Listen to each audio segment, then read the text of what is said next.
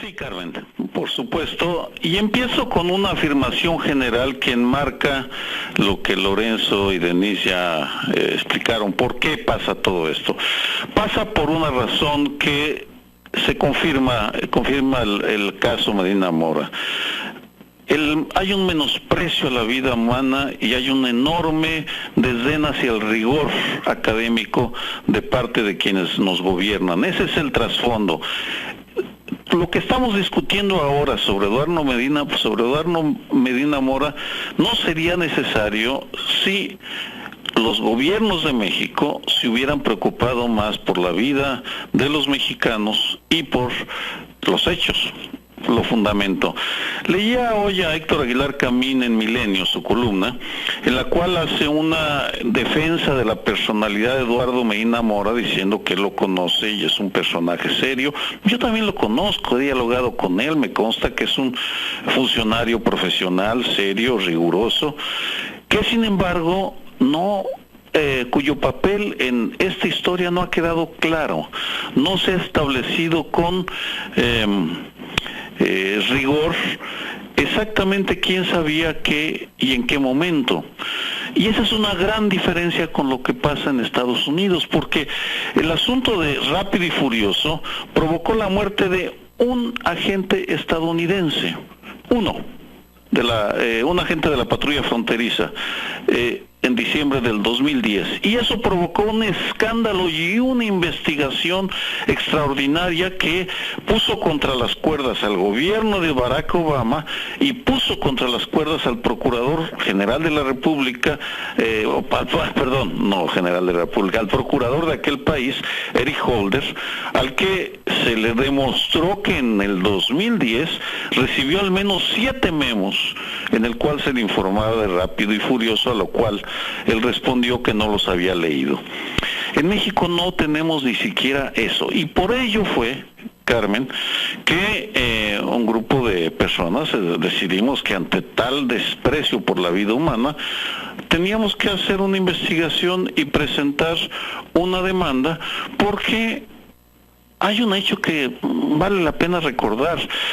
Nos usaron como conejillos de indias los norteamericanos y los funcionarios mexicanos que aprobaron ese operativo. Como no tenían suficiente dinero para ponerle chips a las armas que iban a contrabandear para seguir la ruta del contrabando, dijeron, conoceremos las rutas cuando recuperemos las armas en las escenas del crimen. Ahí están los documentos. Es decir, de manera consciente iban a esperar a que murieran mexicanos y mexicanas para poder saber cómo había llegado un Barrett 50 del Paso, Texas, a una escena de crimen. Es de un desprecio hacia la vida de los mexicanos ofensivo, porque murieron criminales, ese era el supuesto que tenían ellos, y no les importaba que murieran criminales, pero también murieron inocentes como algunos jóvenes de Salvarcar en Juárez. Por eso es que presentamos la demanda, y por eso es que recuperamos una cantidad enorme de documentos que me permitan afirmar. Hay afirmaciones en esos documentos de que sí se le informó a Eduardo Medina Mora.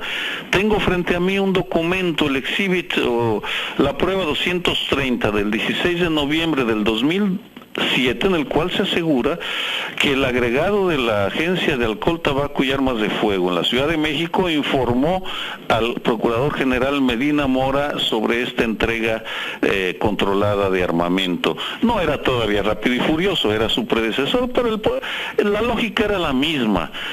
No importa que se llamara de una manera o de otra, era entrega controlada de armamento para ver cómo terminaba. Y sí,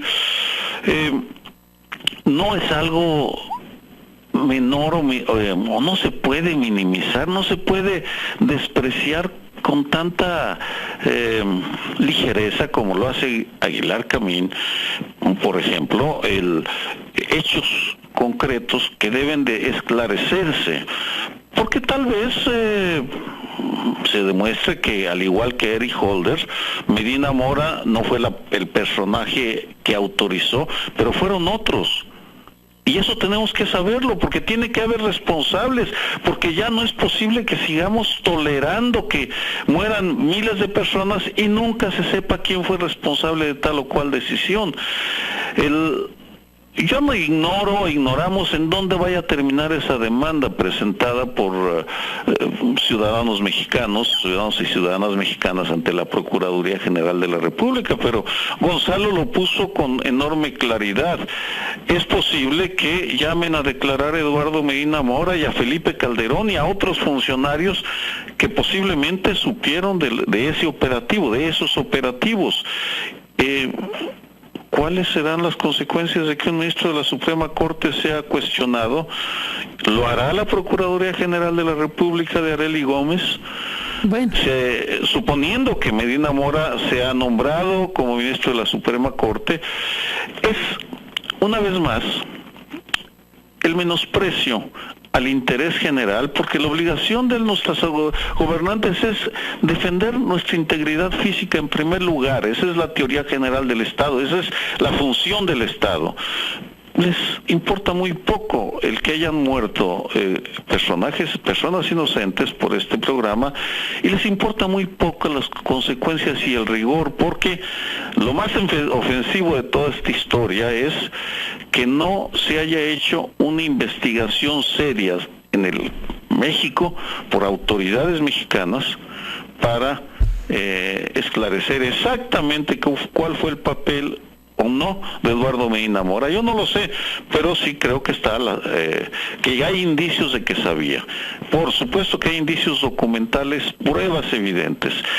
Y pues regresamos a lo mismo. Lo que no hace la autoridad al no cumplir con su obligación, tiene que hacerlo la sociedad, porque tenemos un gobierno que menosprecia a la sociedad y que menosprecia el rigor de los hechos.